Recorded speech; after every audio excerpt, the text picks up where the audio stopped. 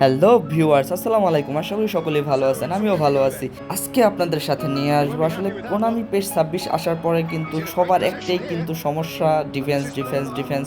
সবাই বলতেছিল ভাই ডিফেন্স এরকম কেন। আমি অনেক কষ্ট করে খোঁজাখুঁজি করে চেষ্টা করলাম যে আসলে আমরা যদি এইভাবে যদি একটু যদি ডিফেন্স করার চেষ্টা করি তাহলে নেক্সট আপডেট আসার আগে আমরা অন্ততপক্ষে আমরা ডিফেন্সটি কিছুটা সলিডলি খেলতে পারবো। সো আর দেরি না করে আপনাদের সাথে ভিডিও প্লে করা যাক। এইখানে বলটা যখন নেইমার লুজ করে তখন কিন্তু আমার সিভি কিন্তু চিলিনি কিন্তু বলটা কিন্তু পায়। তো পাওয়ার পর একটা রং পাসের কারণে এখানে দাঁড়িয়ে থাকে কিন্তু চাহালুর কিন্তু স্পেস পেয়ে যায় এবং বল কিন্তু সামনের দিকে কিন্তু টান দেয়। যখনই টান দেয় তখন কিন্তু আমার কিন্তু 3 ভার্সেস 1 হয়ে যায়। আমার মাত্র একটি সেন্টার ব্যাক, তখন আমি প্রেস না করে ম্যাচ আপ করে আমি আমার প্লেয়ারদেরকে আমি নিচে নিয়ে আসছি। চুয়ামিনি বল ধাক্কা দিয়ে কিন্তু নিয়ে নেয়। তারপর আরও একটা ফুটেজ দেখাতেছি আপনাদেরকে। এই যে অপোনেন্ট যখন থ্রো পাস দিল, আমার 3টা সিবি সহ চুয়ামানি সহ কিন্তু নিচে নেমে গেল। নিচে নেমে কিন্তু ম্যাচ আপে কিন্তু চুয়ামানি কিন্তু বলটি রিসিভ করে নিল। একটা ফুটেজ দেখেন, যখন অবার্ত কালোস কিন্তু থ্রো পাসটি মার কিলিনি চুয়ামানি কিন্তু অনেক দূরে। ঠিক ওই মুহূর্তে আমি আমার প্লেয়ারকে ম্যাচ আপ দিয়ে নিচে নামিয়ে নিয়ে আসি। নেইমার শট নিতে নিতে কিন্তু আমার প্লেয়ার বল উইন করে ফেলে।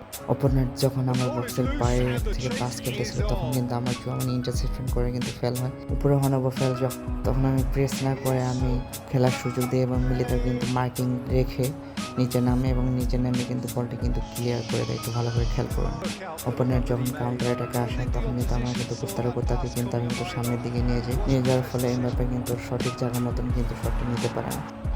অপোনেন্ট যখন কিন্তু কাউন্টার অ্যাটাকে যেতে তখন কিন্তু আমি কিন্তু প্রেস না করে কিন্তু আমি ম্যাচ আপে খেলার চেষ্টা করি এবং ম্যাচ আপটা ঠিকঠাক মতো করি এবং বল কিন্তু ক্লিয়ার করতে কিন্তু সক্ষম হই এবং বা ইন্টারসেপশন করে আমি বল কিন্তু উইন করতে কিন্তু সক্ষম হই। আপনারা একটু দেখেন আমার খেলাটা, তাহলে আপনারা বুঝতে পারবেন।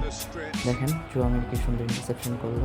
এখন আসি আরও কিছু কথা বলি আপনাদের সাথে। মূল কথা হলো যেহেতু আমাদের এখন বর্তমান ডিফেন্সে খেলতে অনেক সমস্যা হচ্ছে, তো এই বাগটা আপনার নেক্সট আপডেট না আস্তে আস্তে কিন্তু এই বাগটা কিন্তু শেষ হবে না।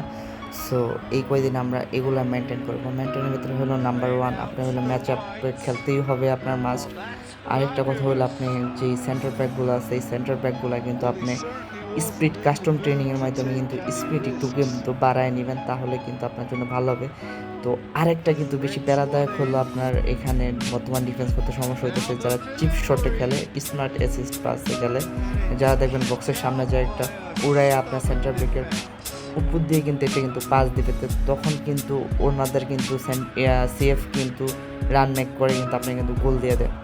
তো এই কারণে আপনারা কিন্তু চাইলেই কিন্তু পারেন আপনারা একটু কাস্টম ট্রেনিং করেন আপনার সেন্টার ব্যাকদের একটু স্পিড একটু যাকে বাড়ায় নিতে। কারণ স্টার অ্যাসিস্টে আমাকে খুব প্যারা দেয়, যদি ওটা এখন আমার কাছে ফুটেজ নাই তাহলে আপনাদেরকে যাকে বোঝাতে পারতাম। একটা কথা হলো এখন আপনারা একটু প্রেসটা একটু কম করে খেলার চেষ্টা করবেন। যেখানে প্রেস না করলেই নয় সেখানে প্রেস করার কোনো প্রয়োজন নেই। প্রেসটা কম করে ম্যাচ আপে খেলার চেষ্টা করবেন, ইনশাল্লাহ আপনার ডিফেন্সে কোনো সমস্যা হবে না ইনশাল্লাহ। আর যদি কোনো তথ্য তার জানা থাকে তাহলে আমাকে নক দিতে পারেন, আমাকে বলতে পারেন। পেজটি ফলো দিতে পারেন, লাইক দিতে পারেন এবং আমার ইউটিউব চ্যানেলটি সাবস্ক্রাইব করতে পারেন। তো যাই হোক, ভালো থাকবেন। আসসালামু আলাইকুম।